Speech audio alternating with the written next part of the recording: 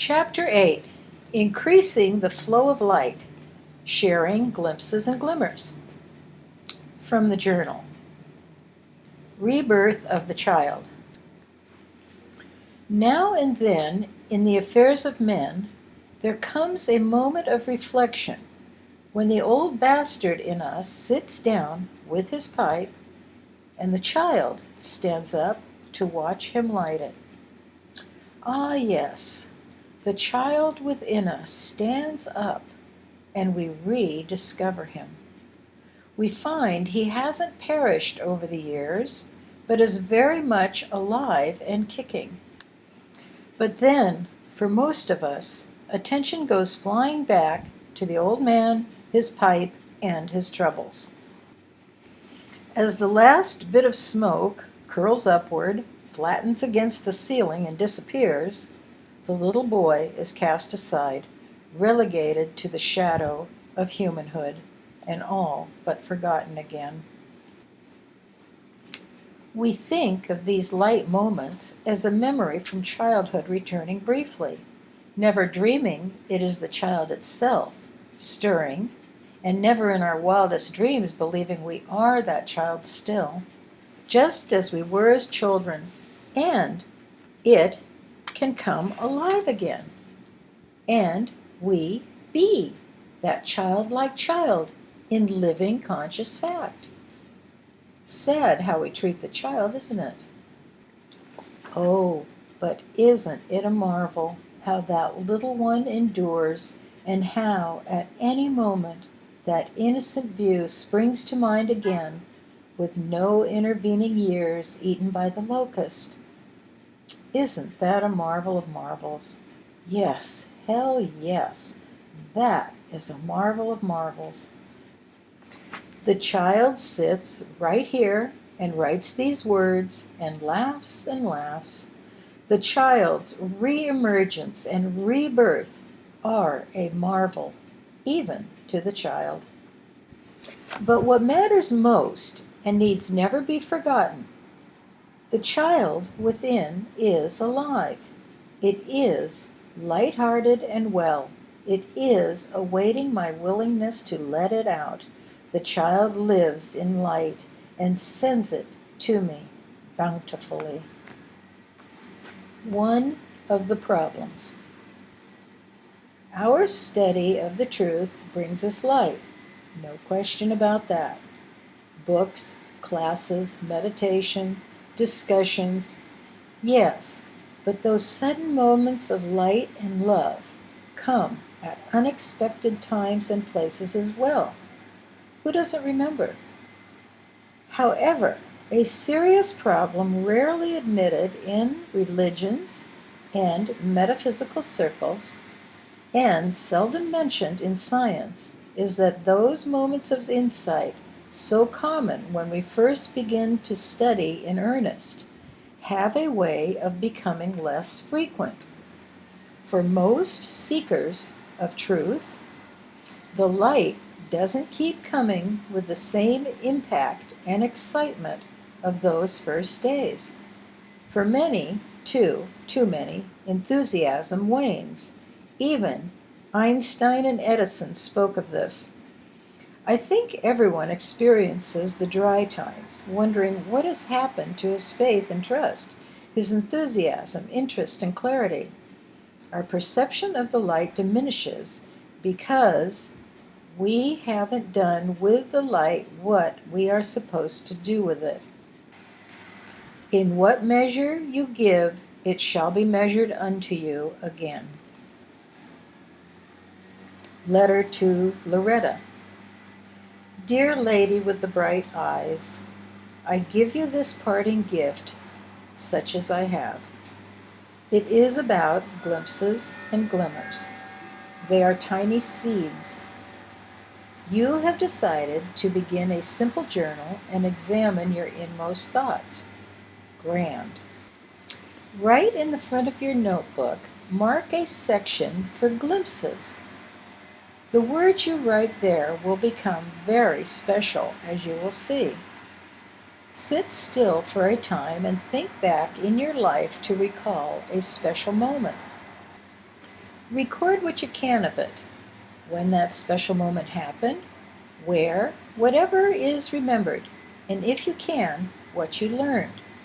For some of us, only a time or two from a lifetime may come to mind. I don't remember much about the glimpses from my early youth, but if we can remember one instance in our life, that is enough to begin discovering the secret of secrets. That glimpse is a seed which will still germinate, just as did the ancient seed found in the tombs of the Egyptians and Romans. When we write about our glimpses of light, we are preparing ourselves for another glimpse. If we want another, we write and tell of those we've had. There is no better way to get them, no magic study that will continue to bring them forever. No book will produce another half so well as the telling of those we've already had. Listen carefully. We tell the old ones. We receive new ones. The journal entry, even if only a single word that reminds us of that long ago glimpse, does something wonderful and mysterious indeed. It prepares the way for someone to enter our experience, someone to whom we can tell that glimpse. Don't ask me why, I only know it does, magically. You can see for yourself as quickly as you try it. I don't know the psychological and metaphysical factors involved, but I know our experience is subjective.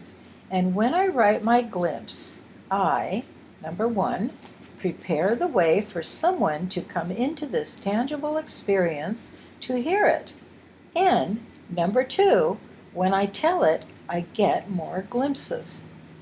Jesus said that the man old in years will not hesitate to ask a child of 7 days about his place in heaven.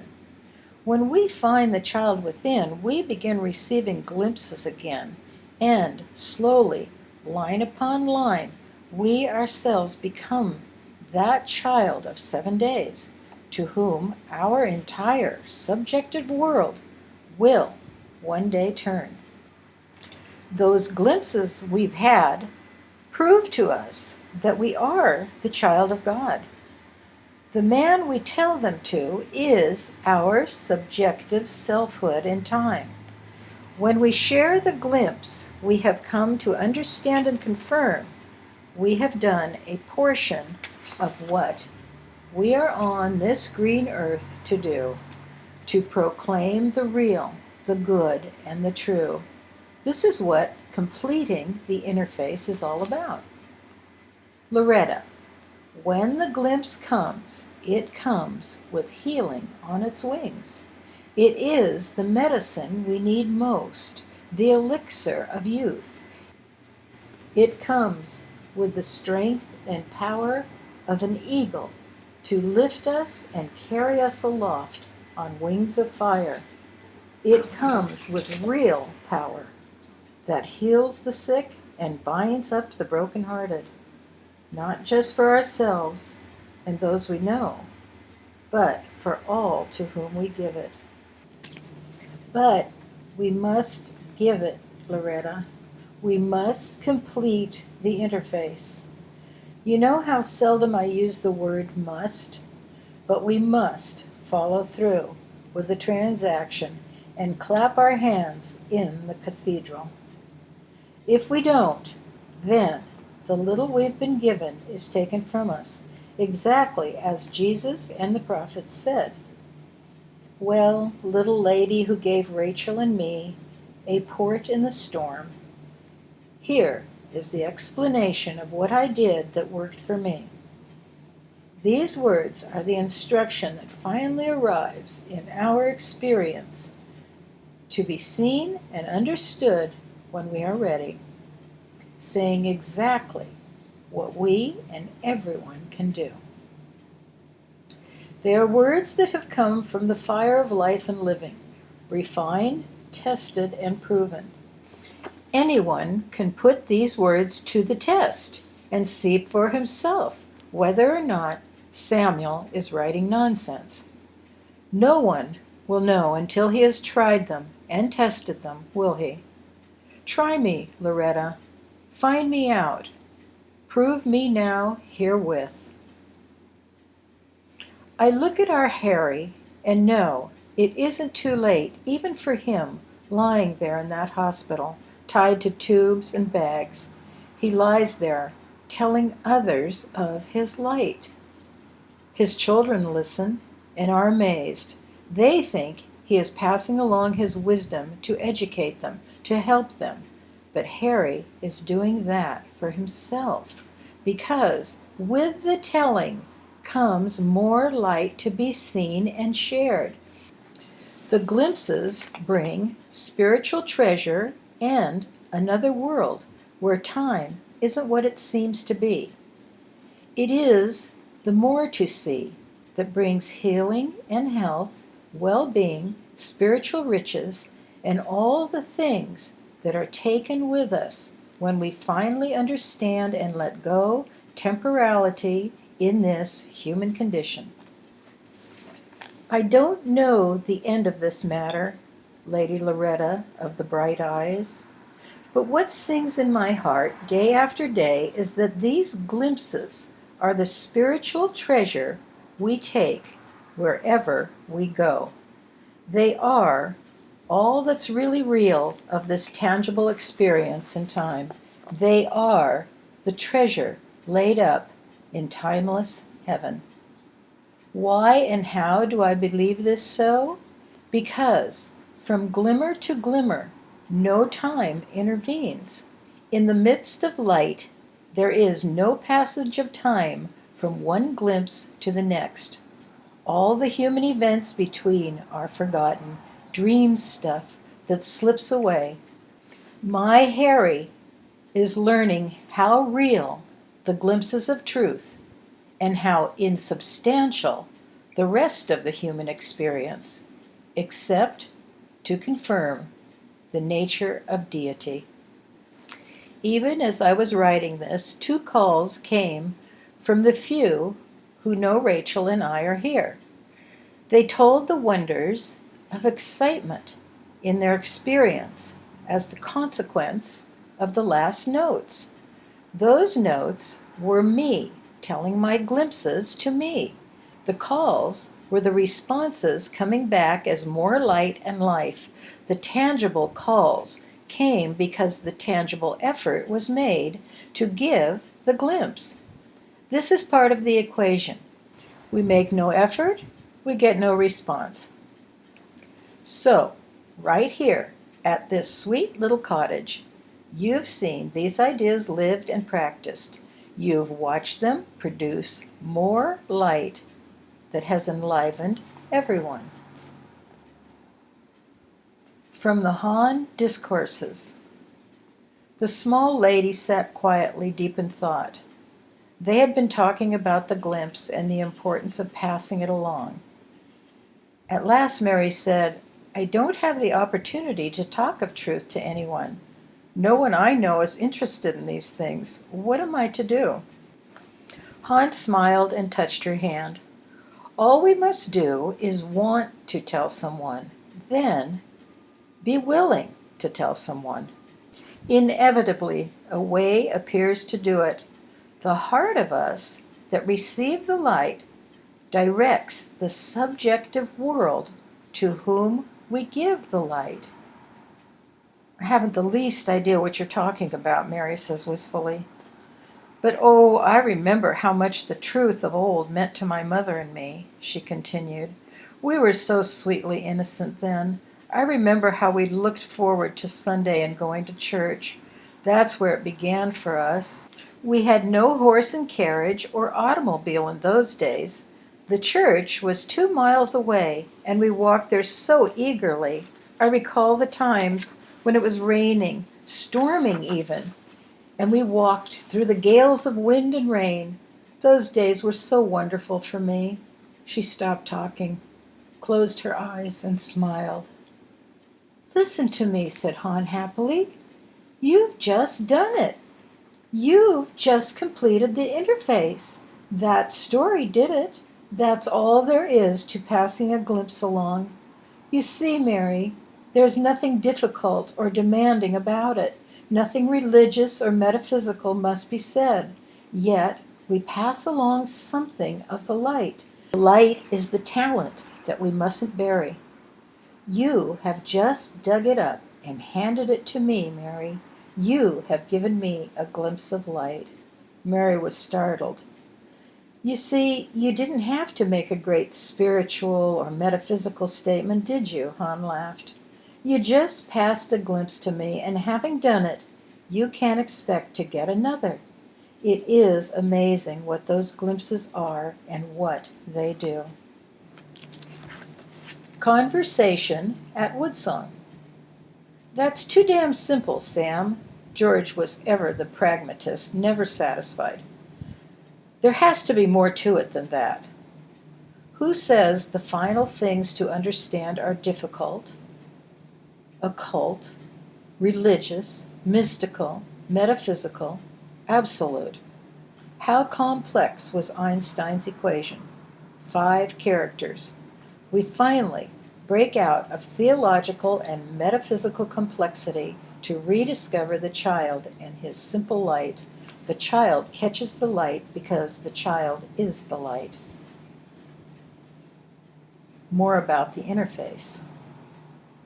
The divine interface with the external world, the linear world of time and space, requires clear, understandable, and honest words from the internal child heart of us to the external child heart of us.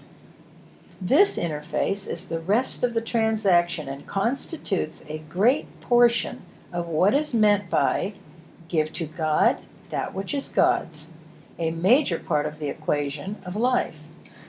The equation, remember, is the child's way to live in this apparent world, and is something that metaphysics hasn't had much to say about, concerned as it is with the way to think. I know a lady who has seen much light, but has withdrawn from the world into metaphysical or mystical seclusion. She is terribly depressed, wondering what has happened to the truth that meant so much to her in earlier years. She has struggled for the truth so earnestly. The lady's friends have tried to prevail on her to tell others of her insights, but she is deeply engrossed in a listening attitude, searching the heart of herself for new ideas and more light. Nothing comes as it did before, and she wonders why. The glimpses the lady has been blessed to receive stop right at the edge of tangibility and go no further. Her light is ready to break out into the tangible world scene like an electric idea, but her silence is deadening. Now she wonders why her experience is going as it is, filled with anxiety, stress, and depression. She writes to me, "How can this be? Is this justice? I have devoted my entire life to the study of truth, and for all appearances and feelings in me, it is as if the truth were dead." Our transaction in the tangible world isn't finished until we have given our glimpses to the subjective world in our hands. The glimpses are the talent that must not be left buried, but put to work in the world of images upon images, lest the little we have is taken from us. This is a large part of the simple and wonderful equation. What was the parable of the talents, if not a statement that the light is to be put to work in the world? We pass the light along with our words. Certainly, it is marvelous to sit back and bask in the light. Often it seems an interruption to complete the transaction by taking the time to tell of it to an acquaintance or a friend. Furthermore, articulating the truth isn't always easy. We quickly learn that even the best statement is not the truth itself. But listen, Words are our primary interface with people. This is why our spiritual development isn't finished in time until we pass along the light that has already come to us, which is to tell others of our own hard earned insights in honest, simple terms. Isn't this what was originally meant by taking the gospel to all the world? If we are to see our world come to perceive the truth, we commence jotting our insights onto the backs of envelopes until we are able to put them into a simple, helpful comment that can be understood by others. We are not finished with the bits and glimmers of light until we've done this. We tell, clearly and simply, even if with no more than a clap of the hands and gladness or a smile to a stranger. Then we are able to look out and see the response in the external world. The world is blessed. That response is often the very demonstration of God's love the seeker is looking for. The journal again. At first, most of us may not like the idea of completing the interface. It sounds hard, but it isn't. It is as easy as patting our foot to the symphony. We do it first in a few words in our journal. There, in the aloneness that those words demand, we are able to select the best words or illustration that suits the scene we're writing about at the moment. Then, we wait expectantly for someone to come into our experience to tell it to. They come. The subjective self I am brings them to me.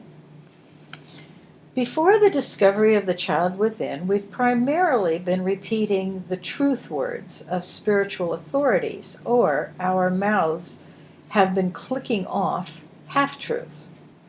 Now, with the journal's help, we begin to work loving wonders in our world by completing the interface and telling our own glimpses. The light sparkles from us and passes on to the rest of the world. An exchange of letters, abbreviated here. Dear George, we don't keep getting glimpses unless we keep telling them. You might ask the Sufi mystics about the truth of this. Dear Bill, you are right about the Sufis.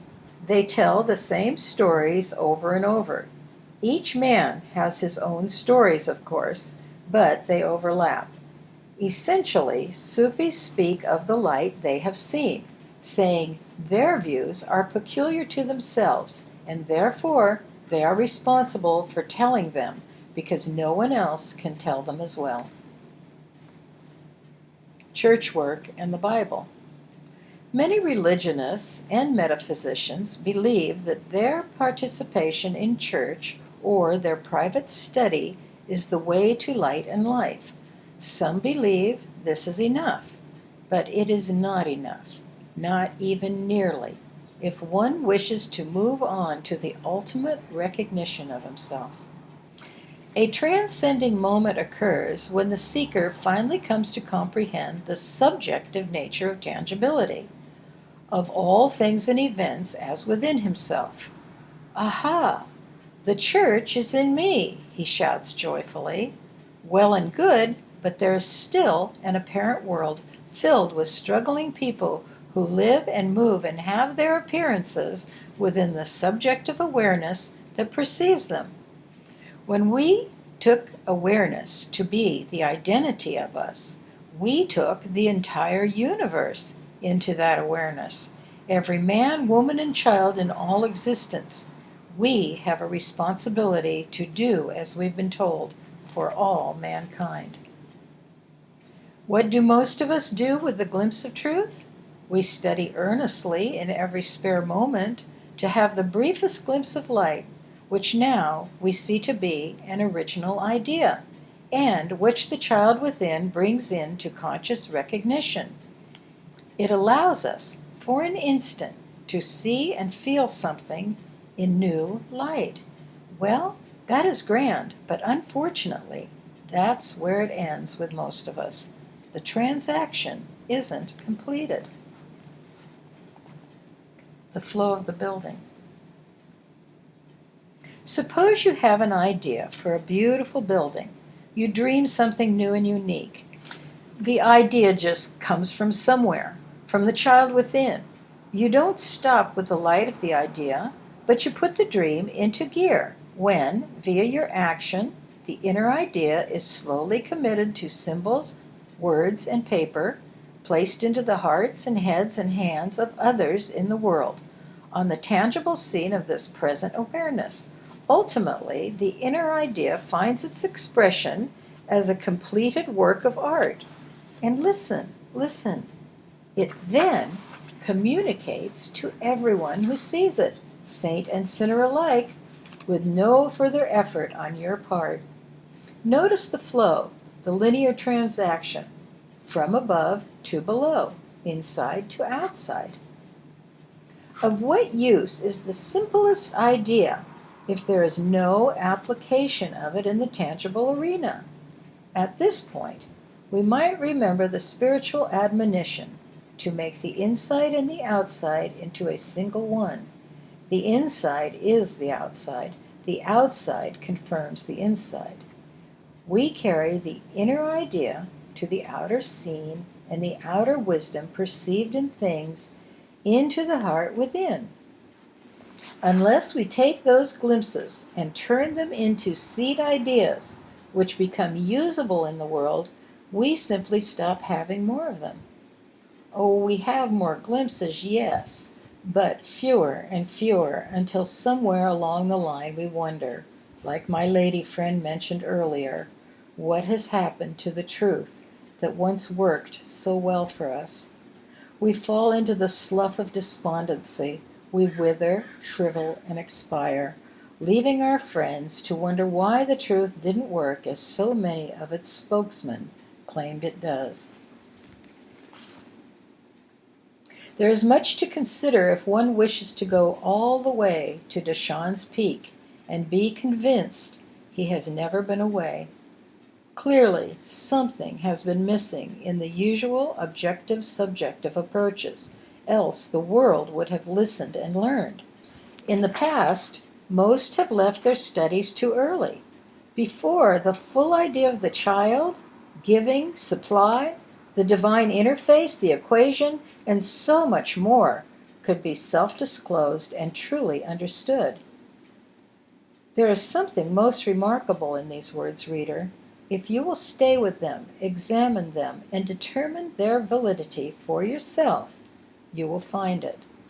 This statement is startling, new, and very odd to the scientific and metaphysical schools, especially, but it isn't new to the real of us, to the heart of us, to the child of us.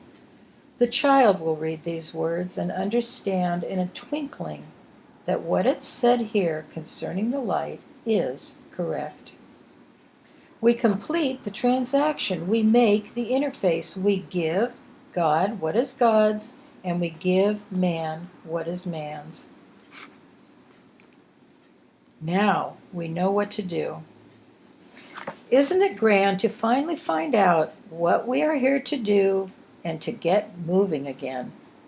Over the years, so many have told me they would do whatever God asked them to do if they only knew what it was. Or they have said they would do anything at all to be able to catch another glimpse of the real and feel the joy of the child. Now you know. Whether you are new to the religious scene or an old metaphysician for whom the universe came into being, the equation is the same for everyone. To live it is to live.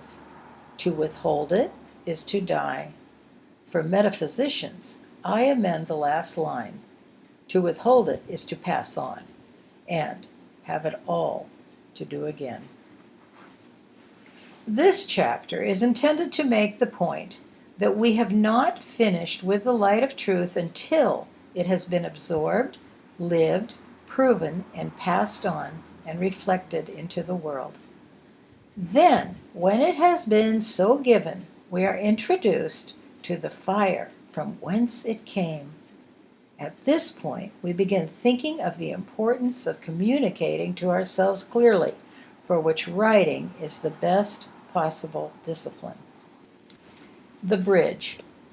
In a recent exchange of letters, a European gentleman and I discussed the importance of thinking cosmologically, of starting at the top, with ineffable being this awareness, then working down to the situation at hand. This included not just the immediate situation, but the situation as it pertains to every man. After all, the cosmological child atop dominion holds God's hand above and every man's hand below. Since that manner of thought enables us to make the link, I should explain exactly how this link is made. I use an example from the only experience I can speak of with authority, my own, indicating how top-down thinking evolved in time and has thrown light on the scene for me and others. Specifically, I tell how, concerned about the well-being of my home, I solved a problem for myself and for others afterwards. It went like this. Certainly, at the beginning, I had a human concern about my home, my place of residence. That concern turned me, as always, to God. At my journal, I began my consideration of God as the total and absolute all of all. This is the nature of top-down thinking, as opposed to the usual way of beginning with the problem and trying to drag it up to God for a fixing. That is, I brought my concept of the grand ineffable to mind, knowing that it, whatever it is the fount and source of all that actually is. More, I considered this ineffable to be pure, perfect, without problems or anything that works a lie. That carefully in mind, and having written something to that effect into my journal, I brought myself to the next step. That step, for me, in those years, was to equate Godhead with mind, a good equation. I wrote something about that in my journal also, and then sat there at my desk considering mind. The consideration of Godhead as overmind brought me inevitably to the next step, mind's function. What is the function of mind? To be aware. Aha! I had come to this present awareness right here, right now, putting these words into my journal. I could see at that time, though it had taken me many years to come to perceive this, that this very life I am is the awareness of mind. And so I wrote. Then there is still another step to take, another question in this ongoing and top-down process that always begins with the ineffable. Awareness is aware, but aware of what? Again, having learned line upon line, precept upon precept, that awareness is forever looking at qualities and attributes of mind. I wrote something pertaining to that into my journal for the umpteenth time. But this time something wonderful happened. The intuitive leap of understanding arrived from Godhead straight into the identity I am, as which I sat there writing, as which I was functioning. Suddenly I thought about the place, the location, the residence of awareness and mind. In a twinkling, it became apparent that awareness I had no tangible location, that it, as this awareness, was everywhere mind was, that it, as I, didn't have to worry about fending for a place. and I could see there was no real location problem with the life I am. I mulled this over and wrote what I could. Marvel after marvel came to mind, even as I was writing. Reader, do you see what I'm pointing toward here? It is a multi-leveled marvel indeed, but this is not the end. This is such a subtle action, this matter of consciousness bridging the gap from darkness to light. For the first time that I can remember, I perceived my human location of place, residence, home to be the tangible evidence of the unassailable location of mind's awareness within itself. There is no problem there. There is here. And although mere words fail to depict what is being said to the heart of us, the reader will certainly understand how the feeling that arrived in the twinkling of an eye was one of grand relief, joy, and understanding, a glimpse of light. With that feeling, I knew there would be confirmation on the tangible scene to prove the validity of the new light, and of course there was, much more quickly than anyone imagined possible. Still not the end, my friend. There's more. Listen softly.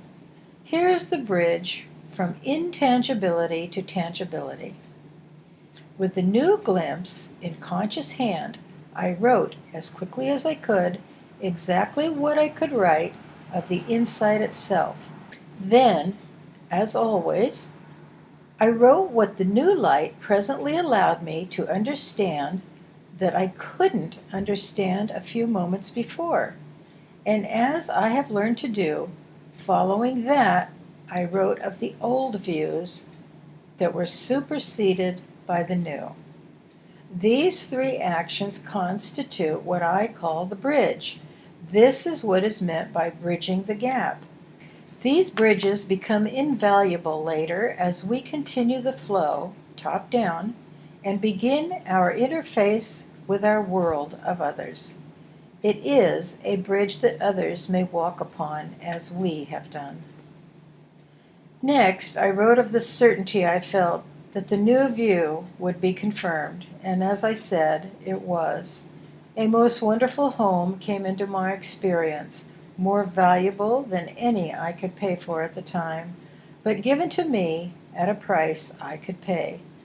Many have heard this story, but not in relation to the bridge, or as I am presenting it here, relating it sequentially as the journal we tend. This is still not the end. There is the matter of putting these things to the test.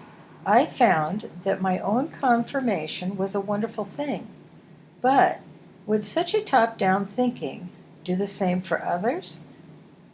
Many who heard of my new home came to see for themselves, and the ensuing conversations quickly allowed me to share my glimpse. That sharing carefully used the bridge of words from my journal, carrying my others from one side of the river to the other, from the same darkness into the same conscious light of life. Those who took it upon themselves to really listen to those words, put them to the test, and go and do likewise, soon found themselves with a demonstration of God's constant care, of God's same self-awareness. And since those years, numerous others have done the same.